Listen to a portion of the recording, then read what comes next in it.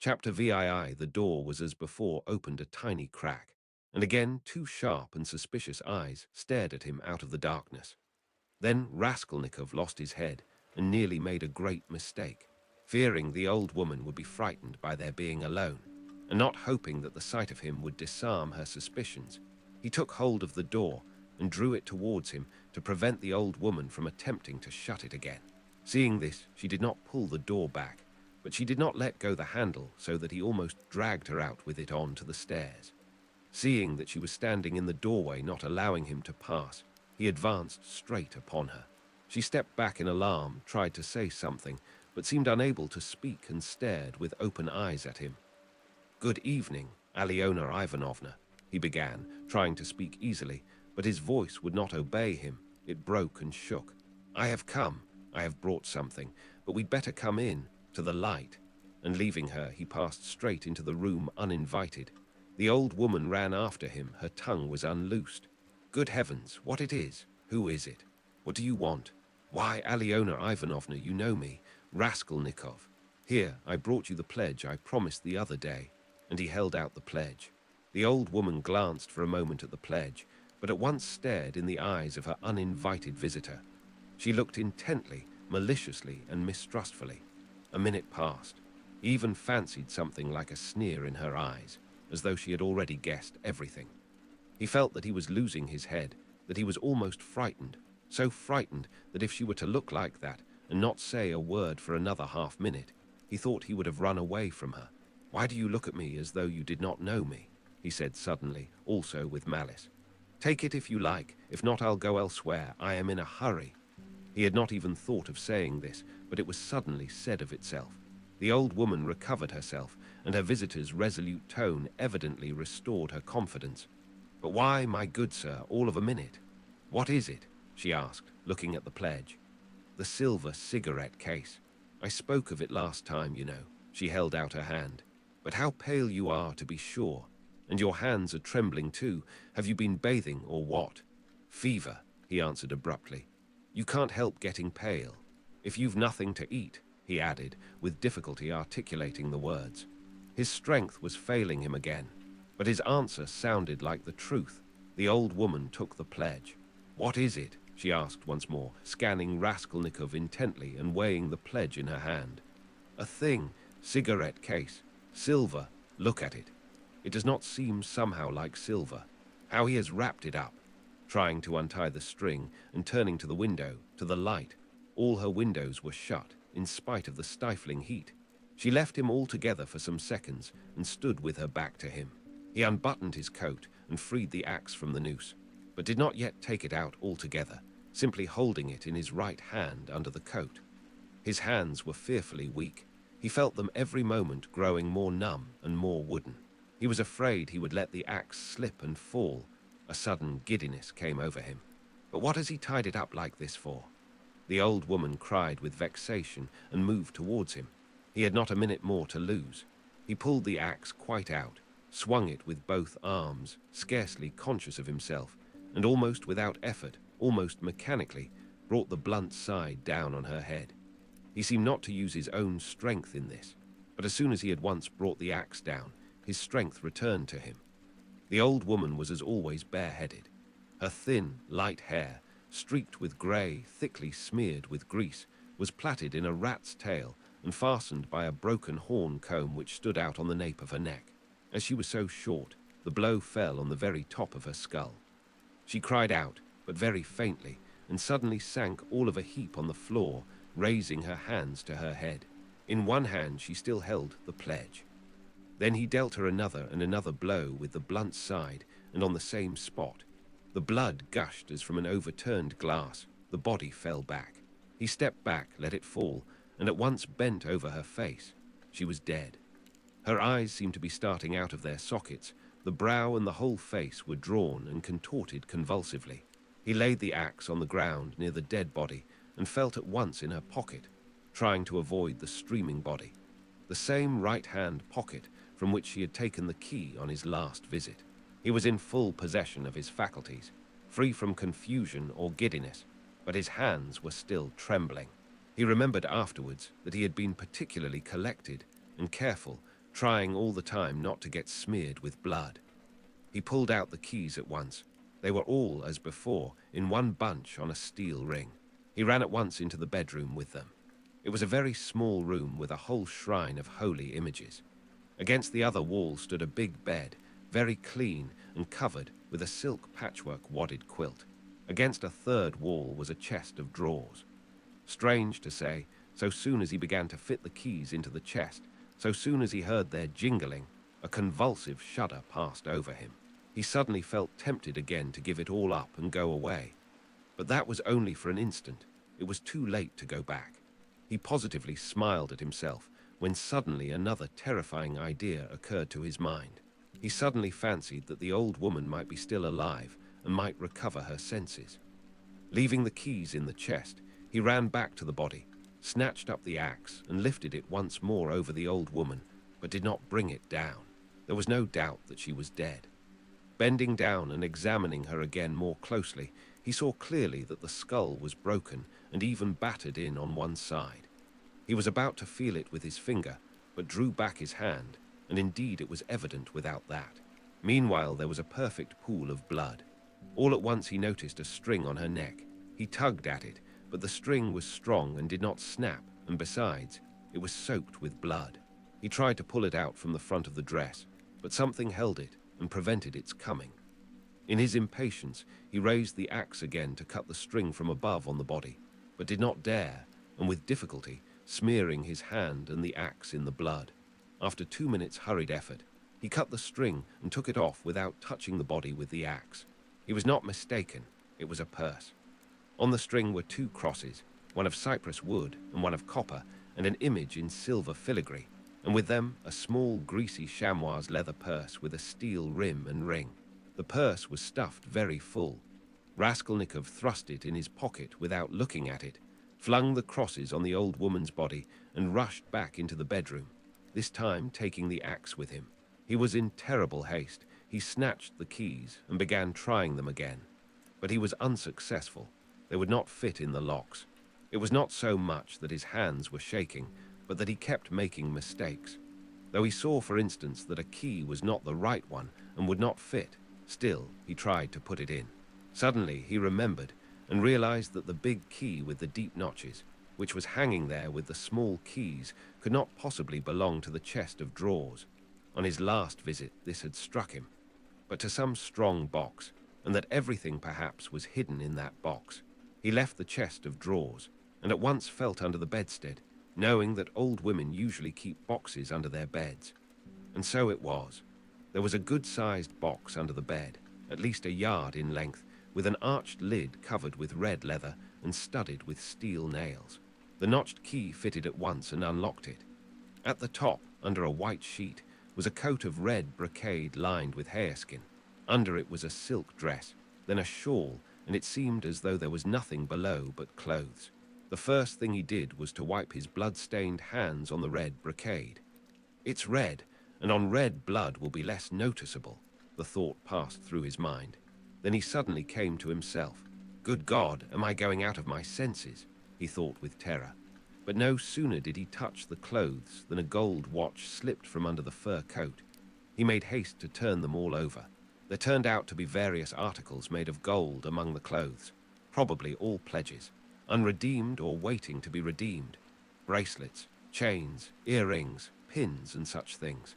Some were in cases, others simply wrapped in newspaper, carefully and exactly folded and tied round with tape.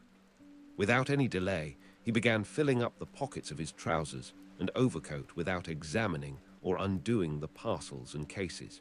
But he had not time to take many. He suddenly heard steps in the room where the old woman lay. He stopped short and was still as death. But all was quiet, so it must have been his fancy. All at once he heard distinctly a faint cry, as though someone had uttered a low, broken moan. Then again, dead silence for a minute or two.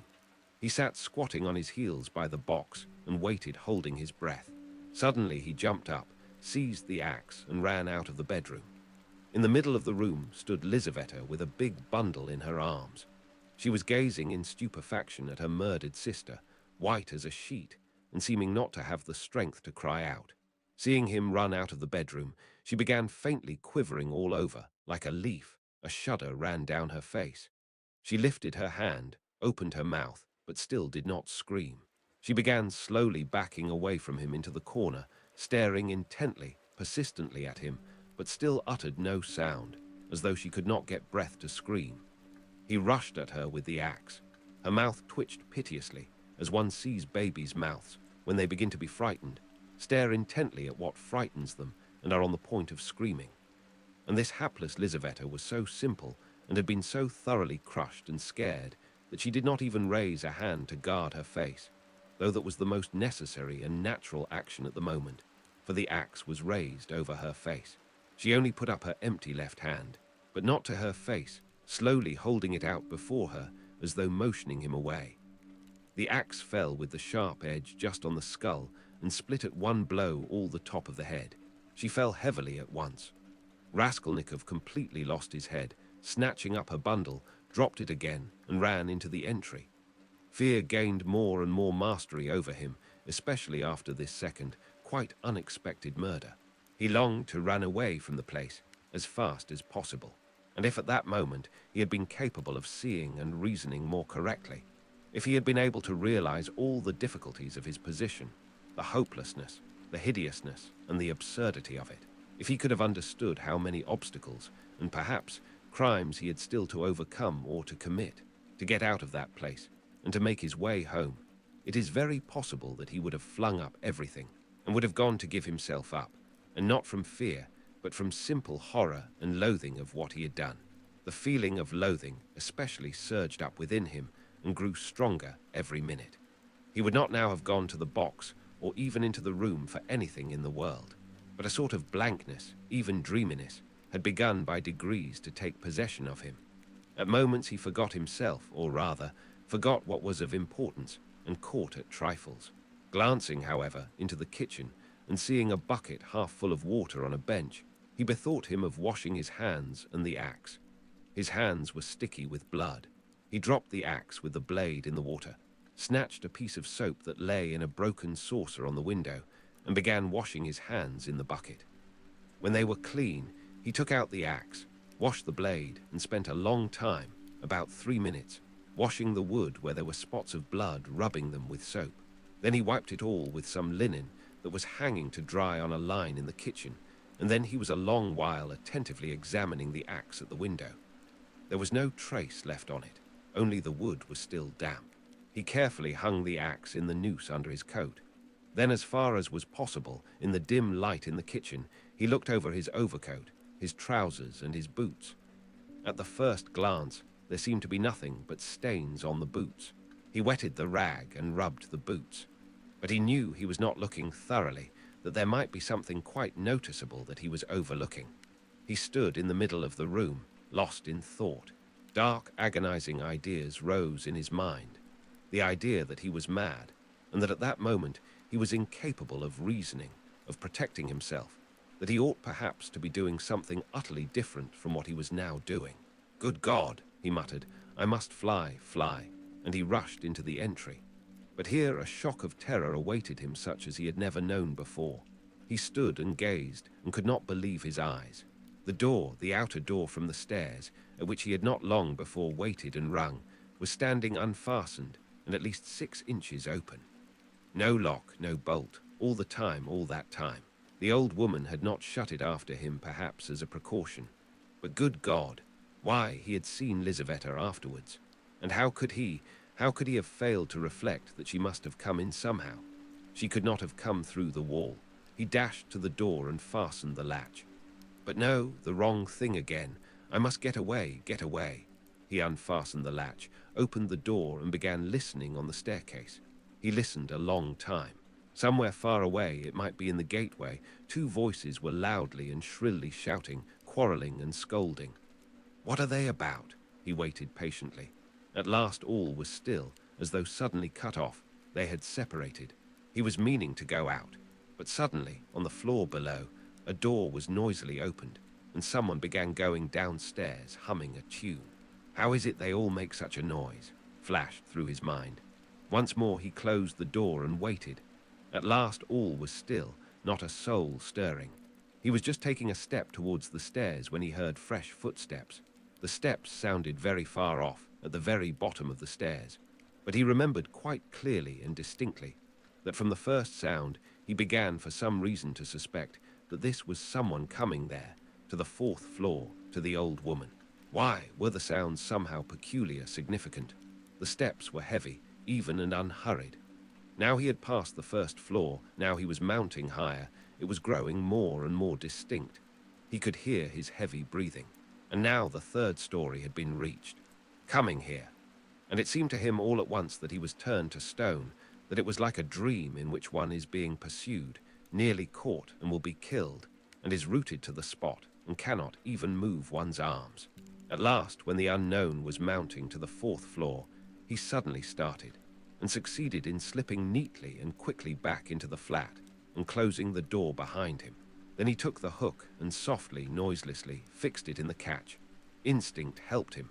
When he had done this, he crouched holding his breath by the door. The unknown visitor was by now also at the door. They were now standing opposite one another, as he had just before been standing with the old woman when the door divided them, and he was listening. The visitor panted several times. He must be a big, fat man, thought Raskolnikov, squeezing the axe in his hand. It seemed like a dream indeed. The visitor took hold of the bell and rang it loudly. As soon as the tin bell tinkled, Raskolnikov seemed to be aware of something moving in the room. For some seconds he listened quite seriously.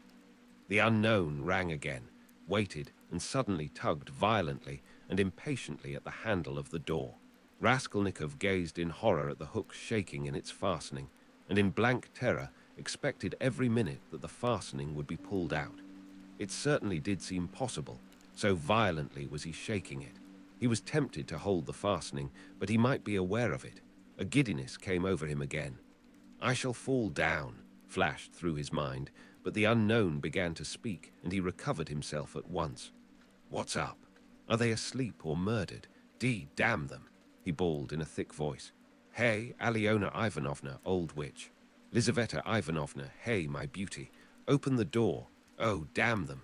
Are they asleep or what?" And again, enraged, he tugged with all his might a dozen times at the bell. He must certainly be a man of authority and an intimate acquaintance. At this moment light, hurried steps were heard not far off on the stairs. Someone else was approaching. Raskolnikov had not heard them at first. "You don't say there's no one at home," the newcomer cried in a cheerful, ringing voice, addressing the first visitor, who still went on pulling the bell. "Good evening, Cock." From his voice he must be quite young, thought Raskolnikov. "Who the devil can tell? I've almost broken the lock," answered Cock. "But how do you come to know me?" "Why, the day before yesterday I beat you 3 times running at billiards at Gambrinus." "Oh, so they are not at home. That's queer. It's awfully stupid, though. Where could the old woman have gone? I've come on business." "Yes, and I have business with her too." "Well, what can we do? Go back, I suppose, And I was hoping to get some money," cried the young man. "We must give it up, of course, but what did she fix this time for?" "The old witch fixed the time for me to come herself. It's out of my way. And where the devil she can have got to, I can't make out. She sits here from year's end to year's end, the old hag. Her legs are bad, and yet here all of a sudden she is out for a walk. Hadn't we better ask the porter?" "What? Where she's gone, and when she'll be back?" "HM. Damn it all, we might ask. But you know she never does go anywhere." And he once more tugged at the door handle. "Damn it all, there's nothing to be done, we must go." "Stay," cried the young man suddenly. "Do you see how the door shakes if you pull it? Well, that shows it's not locked but fastened with the hook. Do you hear how the hook clanks? Well, why, don't you see? That proves that one of them is at home. If they were all out, they would have locked the door from the outside with the key and not with the hook from inside. There, do you hear how the hook is clanking? To fasten the hook on the inside, they must be at home, don't you see? So that they are sitting inside and don't open the door." "Well, and so they must be," cried Cock, astonished. "What are they about in there?" And he began furiously shaking the door. "Stay," cried the young man again. "Don't pull at it. There must be something wrong. Here you've been ringing and pulling at the door and still they don't open, so either they've both fainted or—" "What? I tell you what, let's go fetch the porter, let him wake them up. All right. Both were going down. Stay. You stop here while I run down for the porter. What for? Well, you'd better. All right. I'm studying the law, you see. It's evident, Romans 6 dent there's something wrong here, the young man cried hotly, and he ran downstairs. Cock remained. Once more he softly touched the bell, which gave one tinkle, then gently, as though reflecting and looking about him, began touching the door handle, pulling it, and letting it go to make sure once more that it was only fastened by the hook. Then, puffing and panting, he bent down and began looking at the keyhole. But the key was in the lock on the inside, and so nothing could be seen. Raskolnikov stood keeping tight hold of the axe. He was in a sort of delirium. He was even making ready to fight when they should come in. While they were knocking and talking together, the idea several times occurred to him to end it all at once and shout to them through the door. Now and then he was tempted to swear at them, to jeer at them, while they could not open the door. Only make haste, was the thought that flashed through his mind. But what the devil is he about? Time was passing, 1 minute and another. No one came. Cock began to be restless. What the devil? He cried suddenly, and in impatience deserting his sentry duty, he too went down, hurrying and thumping with his heavy boots on the stairs. The steps died away. Good heavens! What am I to do? Raskolnikov unfastened the hook, opened the door. There was no sound. Abruptly, without any thought at all, he went out, closing the door as thoroughly as he could, and went downstairs. He had gone down 3 flights when he suddenly heard a loud voice below. Where could he go? There was nowhere to hide. He was just going back to the flat. Hey there, catch the brute. Somebody dashed out of a flat below, shouting, and rather fell than ran down the stairs, bawling at the top of his voice. Mitka, Mitka, Mitka, Mitka, Mitka, blast him. The shout ended in a shriek. The last sounds came from the yard. All was still. But at the same instant, several men talking loud and fast began noisily mounting the stairs. There were 3 or 4 of them. He distinguished the ringing voice of the young man. Hey! Filled with despair, he went straight to meet them, feeling come what must. If they stopped him, all was lost. If they let him pass, all was lost too. They would remember him. They were approaching. They were only a flight from him, and suddenly deliverance. A few steps from him on the right, there was an empty flat with the door wide open, the flat on the 2nd floor where the painters had been at work, and which, as though for his benefit, they had just left. It was they, no doubt, who had just run down, shouting. The floor had only just been painted. In the middle of the room stood a pail and a broken pot with paint and brushes. In one instant he had whisked in at the open door and hidden behind the wall, and only in the nick of time. They had already reached the landing. Then they turned and went on up to the 4th floor, talking loudly. He waited, went out on tiptoe and ran down the stairs. No one was on the stairs, nor in the gateway. He passed quickly through the gateway and turned to the left in the street. He knew perfectly well that at that moment they were at the flat, that they were greatly astonished at finding it unlocked, as the door had just been fastened, that by now they were looking at the bodies, that before another minute had passed they would guess, and completely realize that the murderer had just been there, and had succeeded in hiding somewhere, slipping by them and escaping. They would guess most likely that he had been in the empty flat while they were going upstairs. And meanwhile, he dared not quicken his pace much, though the next turning was still nearly 100 yards away. Should he slip through some gateway and wait somewhere in an unknown street? No, hopeless. Should he fling away the axe? Should he take a cab? Hopeless, hopeless. At last he reached the turning. He turned down it more dead than alive. Here he was halfway to safety, and he understood it. It was less risky because there was a great crowd of people, and he was lost in it like a grain of sand. But all he had suffered had so weakened him that he could scarcely move. Perspiration ran down him in drops. His neck was all wet. My word, he has been going it. Someone shouted at him when he came out on the canal bank. He was only dimly conscious of himself now, and the farther he went the worse it was. He remembered, however, that on coming out onto the canal bank, he was alarmed at finding few people there, and so being more conspicuous, and he had thought of turning back. Though he was almost falling from fatigue, he went a long way round, so as to get home from quite a different direction. He was not fully conscious when he passed through the gateway of his house. He was already on the staircase before he recollected the axe. And yet he had a very grave problem before him, to put it back and to escape observation as far as possible in doing so. He was of course incapable of reflecting that it might perhaps be far better not to restore the axe at all, but to drop it later on in somebody's yard. But it all happened fortunately. The door of the porter's room was closed, but not locked, so that it seemed most likely that the porter was at home. But he had so completely lost all power of reflection that he walked straight to the door and opened it. If the porter had asked him, "What do you want?" he would perhaps have simply handed him the axe.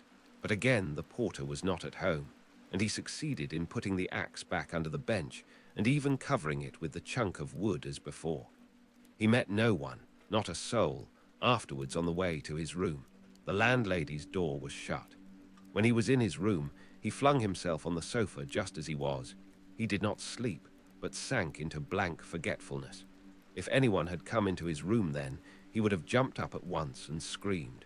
Scraps and shreds of thoughts were simply swarming in his brain, but he could not catch at one. He could not rest on one, in spite of all his efforts.